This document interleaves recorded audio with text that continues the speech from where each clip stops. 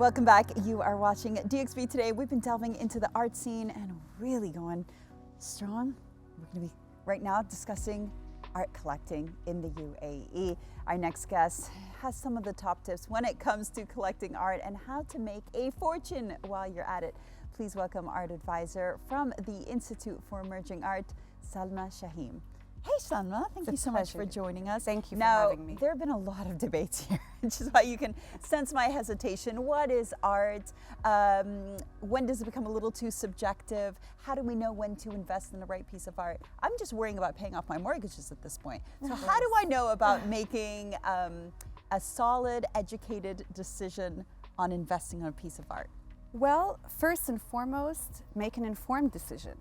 So research, knowledge. You have been in great company. You know, my colleague Curation and Zain have really given you the lay of the land thus far on what the market looks like. There is ample information, there is ample opportunity to go and see art, experience it, enjoy it, you know, think about it critically. But when it comes to making a decision as to where to spend your money, if you're looking at art from an asset perspective, then the key is research.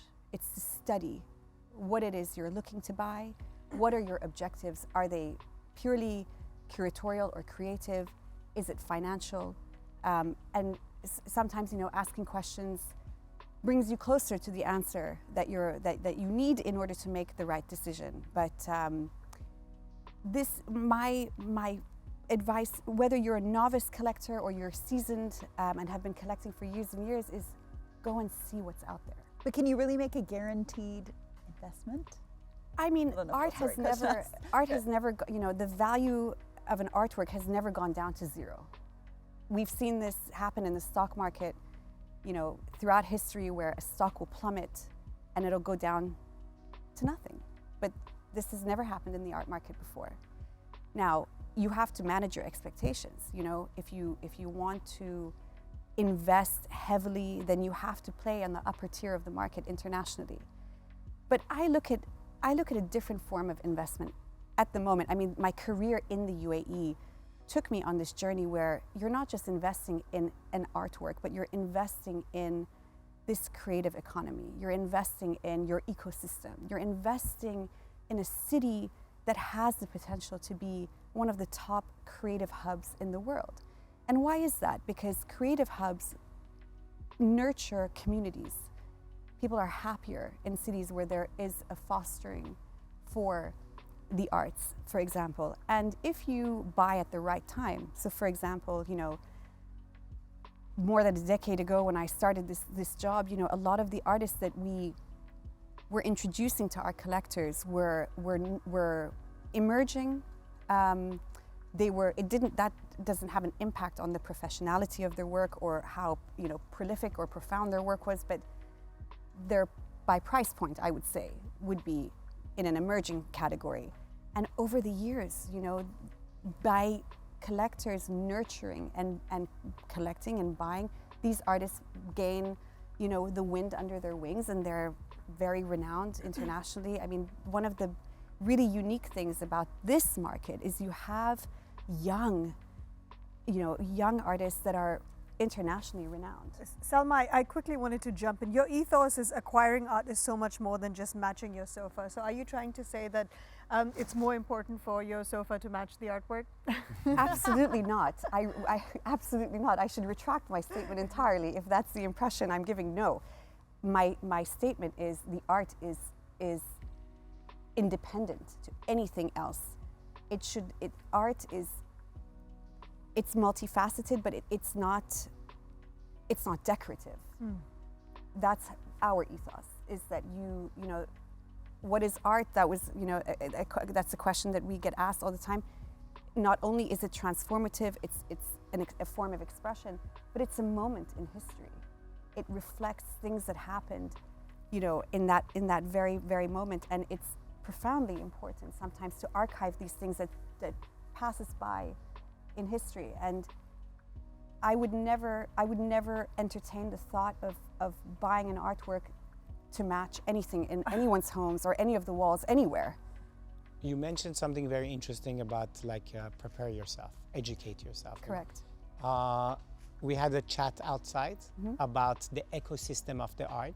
Yeah. And because I'm a gallerist, I own a gallery, I would like somebody who's an art advisor to explain how this ecosystem, how healthy this ecosystem is, if you can help us with that.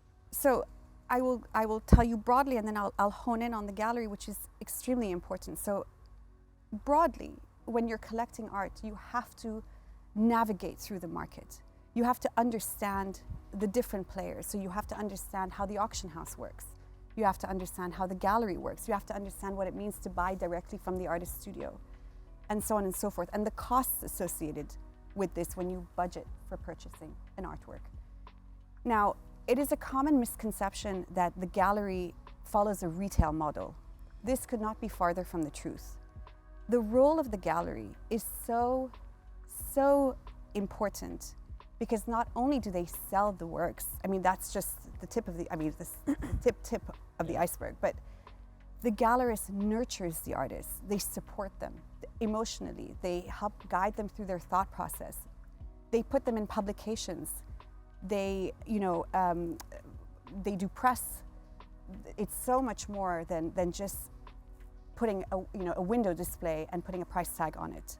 So I'm actually very interested to know, Salma, when it comes to art investors that you deal with, are they art lovers? And if they are, is it hard for them to buy a piece and then get rid of it? Well, do you think it's important to be an art lover if you're going to invest in art? Yes and no. I've had a mix over the years. So I've had clients, in the early years of my career, who were not very interested in the work, and they didn't necessarily have the space. They just wanted to invest. They wanted to take the opportunity to invest in this work. And then you have clients who start off like this, but then learn to love the process behind it, and they form an attachment. And then you have clients that have a good balance. So I would say, really, it depends on the client's objectives, and there is a really lovely middle ground where you can support. You can absolutely visit the galleries locally and support them, but as well play on a more international level and invest globally, let's say. So Salma, we're running out of time, but just very quickly, one last piece of advice for everyone watching for building, nurturing an art collection. One last thing that they should really consider doing before building one or continuing. Please go and look at the art. We have incredible spaces and institutions in the country. Go to Asserkal, go to Curosh's gallery and the other galleries, over there. Go to the auction previews, anything you can get your hands on. And there's so much out there. There's a lot of information. Look at art, look at it, absorb it, and learn it firsthand. Thank you so much for coming on today. Thank you for great advice. We have a fantastic lineup today. Thank you. And Curosh as well, you've been wonderful and such great energy. Now it is time for a break, but we're going to be back with a fantastic performance from the oh so talented Sandra Sahi, so don't you go anywhere.